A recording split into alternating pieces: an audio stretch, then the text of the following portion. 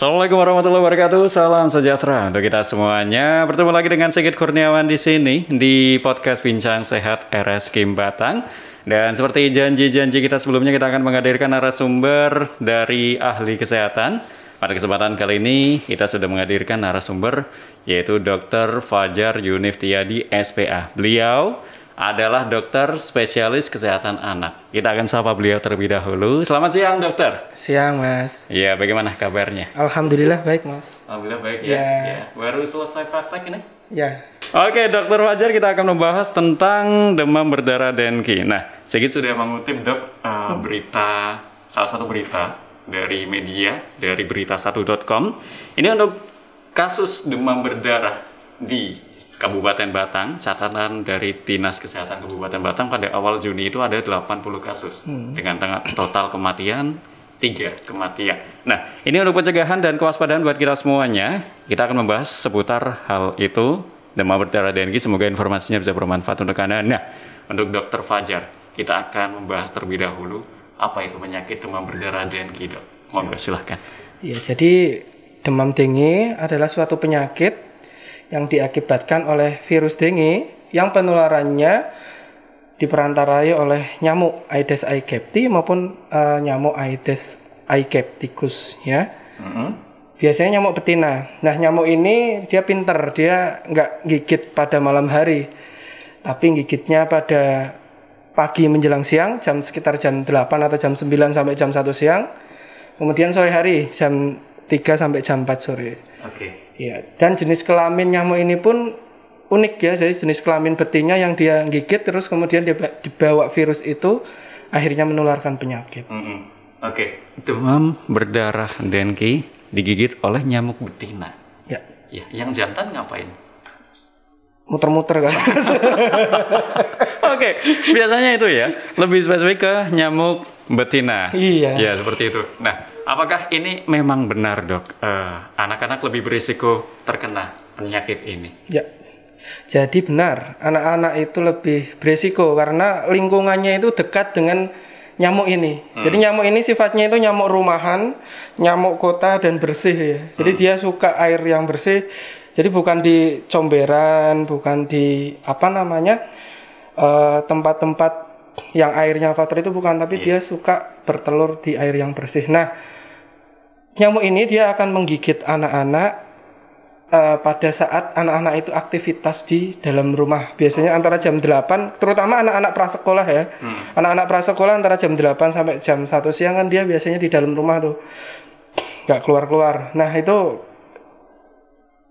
nyamuk tersebut akan menggigit dia. Kemudian kalau misalnya anak-anak prasekolah, anak-anak yang sudah sekolah biasanya di lingkungan sekolahnya kadang masih bisa digigit di sana ya. Okay. Jadi dekat sekali nyamuk ini sama anak-anak, makanya sekitar 40% anak usia 6 sampai 14 tahun adalah umur yang paling rentan untuk terjadinya demam dengue. Biasa digigitnya di daerah rumah sama di area ruangan gitu ya, Dok ya. Kalau di luar ruangan gitu bisa juga. Bisa di luar ruangan juga bisa. Cuman kan kalau di luar ruangan mungkin kita lebih saat itu kan lebih aktif ya. Jadi misalnya gerak lari sana sini kalau anak-anak. Sementara kalau di dalam rumah kan kebiasaannya duduk nonton TV atau makan. Nah, itu kan nyamuk gampang sekali hinggap kemudian gigit dan menularkan penyakit. Karena kalau di dalam ruangan kita kadang suka diam gitu ya, Dok ya, selama beberapa detik. Kalau di luar ruangan kita beraktivitas. Kalau lari-lari kan nggak mungkin nyamuknya ikut lari-lari ngejar anak-anak. Nggak nempel, nggak mungkin ya, Dok. Dampaknya ke anak-anak sama ke orang dewasa itu berarti lebih parah ke anak-anak, Dok? Kalau dampak mungkin hampir sama. Tapi untuk anak-anak yang itu usianya kurang dari 1 tahun, tentu dampaknya lebih serius ya. Yang pertama, anak itu belum bisa ngomong, dia sakitnya apa, keluhannya apa. Orang tuanya cuma bisa mengidentifikasi, oh demam tinggi, oh keluar bintik merah. Nah, kalau misalnya anaknya udah gede, dia sudah bisa ngomong ke orang tuanya, misalnya perutnya sakit. Terus kalau dia kok rasanya pusing ya, kemudian rasanya dingin semua. itu akan lebih bisa berkomunikasi sama orang tuanya ya kalau misalnya anak-anaknya udah agak gede. Cuman kalau misalnya kurang dari setahun, karena kewaspadaan orang tua juga akan butuh yang lebih ekstra, maka itu justru lebih bahaya. Itu dan nggak sedikit yang kurang dari 1 tahun itu sekarang sudah mulai banyak trennya. Udah banyak juga. Iya. Oke, berarti gejalanya atau tanda-tanda fisiknya itu tadi dok ya, mulai dari keringat dingin. Bukan, jadi gejala-gejalanya tentu sama seperti penyakit demam lainnya penyebab virus atau bakteri ya, jadi demam. Jadi demam 2 sampai 7 hari, demamnya itu terus menerus. Kemudian dia ada fase namanya bifasik. Bifasik itu apa? Dia akan naik, kemudian biasanya turun pada fase kritisnya. Fase kritisnya itu terjadi pada hari ke-3 sampai hari ke-5 ya. Itu turun tuh. Nah, saat demam itu turun, justru trombositnya itu turun, ya. Justru anak itu masuk fase kritis yang butuh pengawasan, butuh kewaspadaan dari orang tua yang lebih. Oke. Nah, kalau misal anak kita terkena di dalam rumah misalnya, itu kita bisa dirawat secara mandiri nggak sih dok? Atau langsung saja ke puskesmas atau ke rumah sakit terdekat? Ya, jadi tata laksana infeksi dengue ini ada 2. 1, dia bisa dirawat mandiri oleh orang tuanya. Yang kedua, harus oleh tenaga kesehatan. Kapan dia bisa dirawat di rumah? Kalau misalnya anak ini kondisinya masih bagus. Bagusnya gimana? Dia masih mau minum, dia masih mau makan, kemudian anaknya nggak muntah-muntah, terus kooperatif. Dia mau untuk dilakukan serial cek darah rutin tiap hari supaya mengetahui apakah ada tanda-tanda perembesan plasma yang menunjukkan tanda-tanda kegawatan pada penyakit dengue. Kemudian kalau misalnya pada anak tersebut non kooperatif, kemudian asupan atau intake-nya itu kurang atau low intake, maka baiknya dirawat inapkan. Gitu. Ya, berarti itu ya. Bisa dirawat mandiri, cuman memang butuh pengawasan. Iya. Oke. Kemudian dok, ini ada pertanyaan juga dari lainnya. Apakah ibu menyusui yang terkena DBD bisa menularkan penyakit pada bayi? Oh iya. Jadi kalau ibu menyusui, hampir tidak mungkin menularkan penyakit itu lewat air susunya, karena virus ini tidak ditularkan lewat air susu ibu. Ya. Jadi insya Allah aman untuk ibu-ibu menyusui untuk tetap menyusui anaknya. Ya. Kalau kita sebagai orang dewasa terkena, apa yang harus kita lakukan, dok? Kok orang dewasa tadi?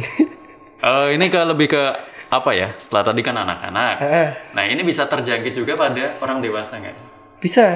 Bisa terjadi juga pada orang dewasa. Sama sebenarnya hidrasi. Hidrasi itu banyak minum, kemudian cairan dalam tubuhnya cukup. Ya, jadi salah satu komplikasi dari demam dengue ini adalah adanya perembesan plasma atau rongga-rongga di pembuluh darah itu melebar, sehingga cairan yang ada di dalam darah itu keluar, ya akhirnya orang itu seakan-akan dia kekurangan cairan, padahal cairan itu cuma keluar dari pembuluh darahnya. Nah, kondisi-kondisi yang seperti ini sampai berat itu namanya shock. Nah, ini bisa terjadi pada anak-anak, bisa terjadi juga pada dewasa. Ya, jadi sama sebenarnya.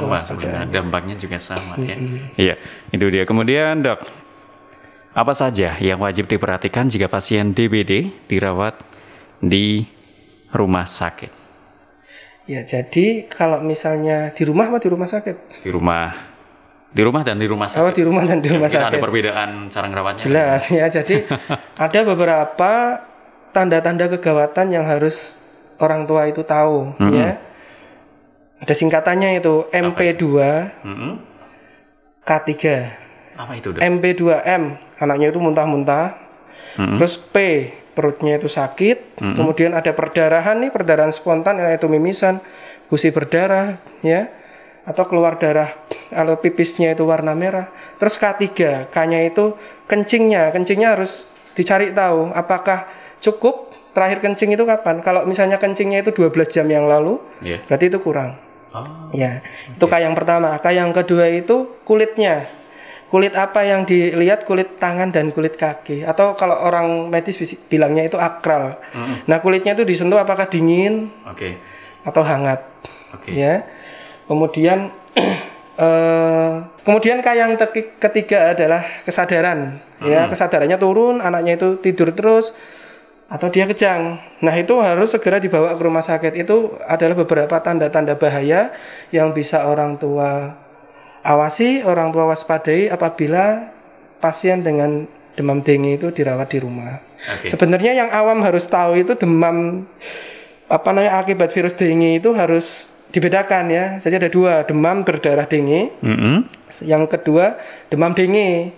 Oh, beda itu? Beda. Ya. Bahaya yang mana? Bahaya yang demam berdarah dengue. Virusnya sama, gejalanya mirip.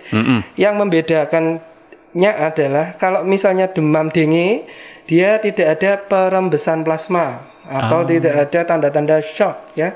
Tapi kalau misalnya dia demam berdarah dengue, karena dia ada perembesan plasma, maka akan timbul gejala atau ke arah shock itu akan lebih besar apabila tidak ditata laksana secara baik.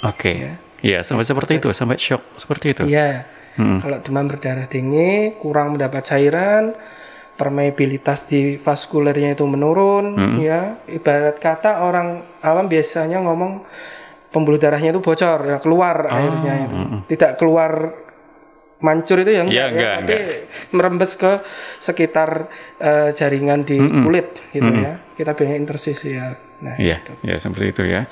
Ya, kemudian Dok, ini kan demam berdarah DNK atau DBD ya. Ini pasti ditularkan oleh nyamuk. Nyamuk biasanya berkembang biak. Nah, pencegahannya terhadap lingkungan kita seperti apa agar nyamuk tidak berkembang biak, kita tidak terkena DBD seperti itu?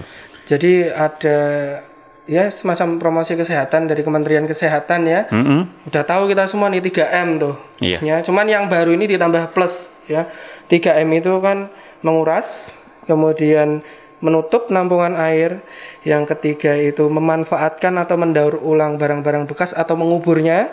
Kemudian plusnya ini adalah menghindari gigitan nyamuk dan mengurangi perkembangbiakan nyamuk dengan cara memberikan larvasida biasanya. Larvasida? Ya, Abate itu merek ya kayaknya. Abate ya. Itu kan semacam apa? Obat berarti itu? Ya, itu larvasida itu semacam obat untuk membunuh larva-larva nyamuk. Berarti itu ditaruh di penampungan. Di penampungan, air, gitu. kemudian di bak mandi, ya, ditaruh di situ. Nah, kemudian ini Dok, cara kita membedakan nyamuk biasa dengan nyamuk Aedes aegypti yang menyebabkan penyakit DBD seperti apa? Itu ciri khasnya kan dia warnanya itu kayak zebra ya, putih, hitam di kakinya biasanya. Nah, cuman nggak semua penyakit itu membawa virus dengue yang perlu kita tahu. Jadi kalau udah digigit ya jangan takut. Misalnya wah nanti pasti kena dengue ya enggak. Enggak. Tapi nggak semuanya kan membawa virus dengue. Ya. Jadi virus itu menyebar kalau misalnya nyamuk itu menggigit orang yang terkena demam dengue, kemudian dibawa, kemudian muter ya. Makanya penyakit ini menular cepat. Ya, jadi karena kalau nyamuknya itu banyak yang menggigit, kemudian gampang menularkan, menggigit orang yang lain, akhirnya cepat-cepat biasanya ke tetangganya. Oh, gitu. Ya, makanya atau ke lingkungan di rumahnya dia, ya satu rumah. Makanya ada program dari Dinas Kesehatan pasti biasanya dilakukan pengasapan atau fogging ya. Kalau misalnya ada yang terkena demam berdarah dengue atau sampai meninggal pasti dilakukan pengasapan di satu wilayah tersebut. Satu lingkungan tersebut ya. Ya, kemudian Dok, ini sudah ada vaksinnya belum sih Dok kalau DBD ini? Untuk vaksinnya sendiri sebenarnya sudah ada, sudah diteliti sejak tahun 2011 kalau nggak salah. Kemudian masuk ke Indonesia itu pada tahun 2016 ya. Cuman memang penggunaannya itu belum jadi isu vaksin nasional ya. Jadi tidak di program nasional.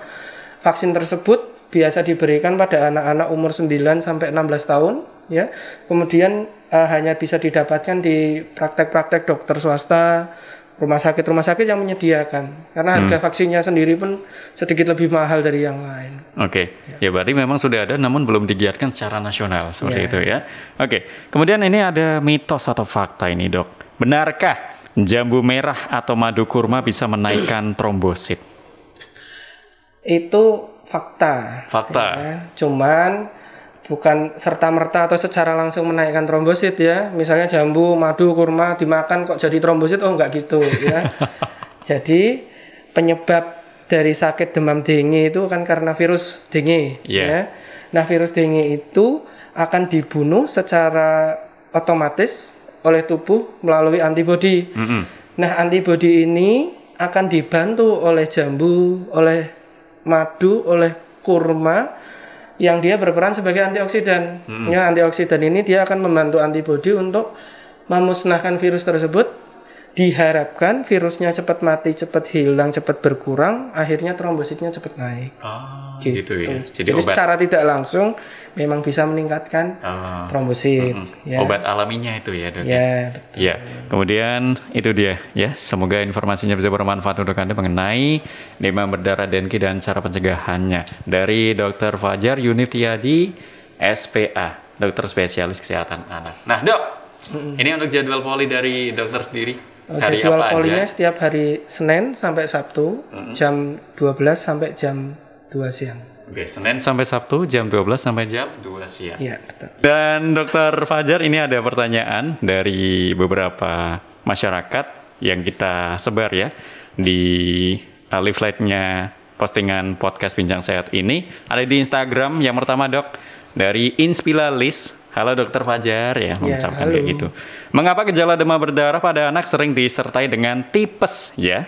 Apakah DBD menyebabkan berbagai penyakit lain mudah bersarang di tubuh? Monggo. Oh, iya. Kalau misalnya sering itu sih sebenarnya bukan, itu suatu kebetulan aja ya. Tapi kalau misalnya seseorang itu terkena sakit, kemudian penyebabnya adalah virus, tentu daya tahan tubuh orang tersebut pasti saat itu sedang menurun. Oke. Ya. Makanya dia bisa terserang sakit. Kalau misalnya ada virus dengue pun di tubuh, kemudian daya tahan tubuh kita itu baik, insya Allah nggak akan sakit. Ya.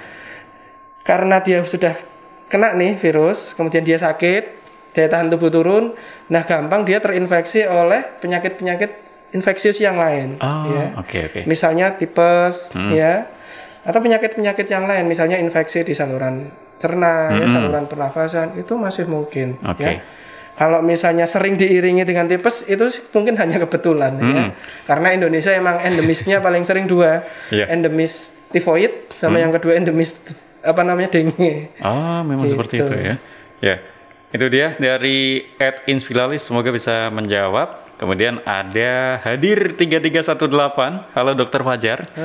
Ya, izin bertanya untuk kasus DB di hari keberapa kondisi yang paling rawan yang jarang diketahui orang awam?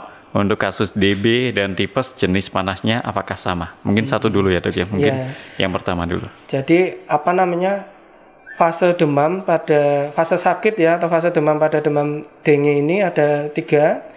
Yang pertama itu fase demam, kemudian fase kritis, kemudian fase resolusi atau penyembuhan. Fase demam itu terjadi pada hari pertama sampai hari ketiga, kemudian setelah itu diikuti fase kritis, demamnya itu justru turun ya, pada saat itu justru turun, tapi trombosit turun, saat itu tanda-tanda kegawatan atau warning sign itu muncul ya. Nah, setelah dia lewat nih fase kritisnya, setelah pada hari ke-6 atau ke-7 dia masuk ke fase pemulihan atau resolusi. Nah, pada fase kritis ini yang rawan terjadi misalnya misalnya shock ya. Kemudian dia perdarahan di mana-mana karena trombositnya yang turun, bisa di otak, kemudian bisa di paru ya, atau organ-organ vital lain di tubuh ya. Kemudian untuk tipe demamnya seperti tifoid ya tadi ya, perbandingannya ya. Sebenarnya sama-sama. Kalau misalnya tifoid itu juga namanya tipe demam yang continuous atau terus-menerus. DB juga sama ya. Dia kalau misalnya dicari tahu atau ditelusur, tipe demamnya juga sama. Cuman di sini kalau misalnya demam berdarah dengue atau demam dengue, dia akan turun pada hari ketiga atau keempat. Dan sampai ke-5. Kemudian demam itu kadang naik lagi pada hari ke-6 atau ke-7 ya. Kalau misalnya demam tifoid, dia akan terus-menerus demamnya sampai hari ke-5, dia akan terus-menerus demam dengan catatan tidak mendapatkan terapi antibiotik yang adekuat. Kalau misalnya dia sudah dapat terapi antibiotik, demamnya biasanya akan turun. Antibiotik sudah memasuki hari sakit ke-5 atau ke-4, dia dari awal sudah dapat, biasanya sudah mulai turun. Tapi kalau dari awal sampai akhir dia tidak dapat antibiotik, dia akan demam terus. Karena proses Oke. sakit itu akan terus berlangsung. Oke. Inflamasi itu akan terus berlangsung. Jadi kalau misal kita terkena sudah merasakan gejala DBD, langsung aja ya periksa ya. Ya, sebaiknya diperiksakan ke fasilitas kesehatan terdekat atau ke dokter. Iya, ya seperti itu. Kemudian ada dari Facebooknya Yulian Andrianto, dokter. Apakah yang sering terkena adalah anak-anak dan semisal apabila sudah pernah terkena, baik dewasa ataupun anak-anak, untuk terkena kembali lebih mudah? Mengingat di Indonesia ini ada musim hujan, seringnya musim hujan, seperti itu. Untuk pertanyaan pertama kan tadi udah terjawab ya di awal ya. Anak-anak memang lebih mudah terkena. Nah, untuk pertanyaan yang kedua, kalau misalnya udah pernah terkena, lebih mudah lagi terkena atau tidak? Sebenarnya resikonya sama saja. Oke. Ya. Jadi yang perlu diketahui, virus dengue ini ada 4 serotype ya. Yang di Indonesia yang diteliti 1 sampai 4. Kalau misalnya dia udah pernah kena serotype yang pertama, maka dia akan masih bisa terkena serotype yang kedua, ketiga, atau keempat. Gitu. Nah, justru orang-orang yang sudah 2 kali atau terkena 2 serotype itu justru gejalanya itu lebih parah daripada dia yang infeksi primer atau yang baru pertama kali terkena. Bisa sampai perdarahan yang masif, bisa sampai shock, itu yang bahaya. Oke, sampai ada stereotip 4 tingkatan berarti, Dok? Bukan 4 tingkatan, Apa tapi itu 4 jenis. 4 jenis. Iya, 1, 2, 3, 4. Misal kita kena yang satu nih, kita masih bisa kena yang kedua, yang ketiga, atau yang keempat. Kok bisa nggak ya kena yang satu lagi? Kemungkinan kecil karena kita sudah punya antibodi melawan virus yang gen 1 tersebut. Oke. Oke, ada tingkatannya seperti itu ya, Dok? Ya. Oke. Kemudian, Dok, untuk pertanyaan berikutnya dari Instagram @erinda_ayu mengucapkan, halo Dr. Fajar, kondisi demam seperti apa yang patut diwaspadai sebagai demam berdarah? Adakah ciri tertentu yang menjadi pembeda DB dengan demam biasa? Terima kasih. Ya, jadi yang perlu kita ketahui, demam berdarah kan infeksi virus ya. Kalau infeksi virus khasnya adalah demam yang tinggi. Pada hari pertama demam, bukan demam yang semelenget dulu, demam yang subfebril dulu, tapi dia demamnya langsung tinggi, ya. Demam yang akut yang tinggi, kemudian pada hari selanjutnya, ketiga, keempat, biasanya tanda khasnya itu muncul bintik-bintik perdarahan di kulit. Orang sering lihatnya seperti digigit nyamuk, padahal itu mungkin bintik-bintik perdarahan. Ya, paling sering ada di ekstremitas atau di tangan atau di kaki. Yaitu yang paling mudah ditemui. Ya. Jadi kalau misalnya demam saja tanpa ada manifestasi perdarahan, mungkin masih bisa sama dengan penyebab virus yang lain. Ya. Kan banyak nih virus, nggak cuma demam berdarah. Coronavirus kan juga virus, kan juga sama demam juga ya. Tipe demamnya juga mirip-mirip. Nah, untuk tahu apakah itu dengue atau tidak, perlu ke tanda-tanda yang khusus. Kan khasnya dengue itu ada perdarahan, jadi perlu dicari tahu ada perdarahan atau tidak. Ya. Terus gejala-gejala lain ya, ada singkatannya juga ya, KLMNUP. Ya. Ada lagi singkatannya. Ada lagi. Ya. K-nya itu nyeri kepala, ya. L-nya itu lemah atau letargi, kemudian M-nya itu muntah atau mual-mual, ya. Kemudian KLMN. N-nya itu NO-nya itu nyeri otot dan sendi. Ya, kemudian P-nya itu perdarahan, bisa di gigi, di mukosa mulut, di gusi atau di kulit. Kemudian R-nya itu ruam atau kemerahan di tubuhnya. Ya. Itu salah satu atau beberapa ciri khas demam berdarah dengue atau demam dengue seperti itu. Ya. Banyak sekali ya gejalanya yang ditimbulkan ya, Dok. Nggak harus semuanya ditemukan sih, cuman kalau misalnya ada tanda-tanda seperti itu, baiknya diperiksakan ke fasilitas kesehatan atau ke dokter. Oke, Dok, kita ke pertanyaan berikutnya dari @Kiki Alfat mengucapkan, halo Dr. Fajar, izin bertanya, biasanya di hari berapa bisa diketahui DBD kalau anak sudah mulai panas? Terima kasih. Ya. Jadi biasanya kalau misalnya itu datang ke dokter hari pertama kemudian dicek darah, hasilnya normal ya, jadi nggak bakal ketahuan itu demam berdarah atau tidak. Belum. Ya, biasanya pada hari ketiga sebelum masuk fase kritis, ya, biasanya trombosit sudah mulai turun. Nah, kalau trombosit sudah mulai turun, biasanya dokter mencurigai atau mewaspadai ada nggak nanti berkembang menjadi dengue. Infeksi virus yang lain pun selain dengue sebenarnya sama, trombosit itu akan turun hari ketiga juga, ya, atau hari kedua juga sudah mulai turun, ya. Nah, untuk tahu dia menderita dengue atau tidak, maka baiknya dicek serologi, ya. Paling mudah dan paling berkembang di Indonesia kan serologi dengue, ya. Itu akan nampak pada hari kelima, ya. Kalau misalnya pada hari kelima serologinya kok positif, ya kemungkinan anak menderita dengue, ya. Gitu. Oke, pada hari ketiga berarti ya sudah mulai trombosit turun, badan mulai panas gitu ya dok ya. Langsung saja diperiksakan. Iya. Kemudian pertanyaan terakhir ini dok dari Facebook Resila Sitopu mengucapkan selamat siang dokter, mau tanya apakah DBD itu hanya disebabkan oleh gigitan nyamuk saja atau ada virus lain? Nah, itu pertanyaan pertama. Kemudian bagaimana cara kita untuk membedakan demam akibat DBD atau demam biasa? Mungkin tadi sudah dibahas ya. Dan bagaimana cara pencegahannya? Mungkin lebih ke pertanyaan yang pertama tadi dok. Jadi namanya aja kan demam dengue atau demam berdarah dengue. Tentu itu penyebabnya hanya virus dengue, ya. Dan penyebarannya melalui vektor nyamuk. Jadi emang dari gigitan nyamuk, ya. Dia tidak bisa menularkan kita tetanggaan, kita bareng dempetan, kemudian kita tertular virus tersebut tanpa gigitan nyamuk itu tidak bisa. Ya. Tapi harus melalui vektor atau perantara nyamuk. Jadi penularannya seperti dari nyamuk ya. Iya. Ya nggak ada virus lain ya. Ya. Ya, kalau virus lain mungkin penyakit penyerta lainnya seperti itu ya dok ya. Ya, baik Dokter Fajar Yuniftiadi SPA, dokter spesialis kesehatan anak. Terima kasih dokter telah meluangkan waktunya dan berbagi informasinya di sini. Semoga informasinya bisa bermanfaat untuk Anda. Kita ketemu lagi lain kali dok dengan tema mungkin untuk next berikutnya kita akan membahas tentang tumbuh kembang anak dok. Ya siap ya, mau dipanggil kapan saja. Oke, baik. Terima kasih, saya Sigit pamit undur diri. Apabila ada kesalahan kata atau mungkin kata-kata yang kurang berkenan di hati Anda, Sigit mohon maaf. Salam sejahtera untuk kita semuanya. Selamat siang. Assalamualaikum warahmatullahi wabarakatuh.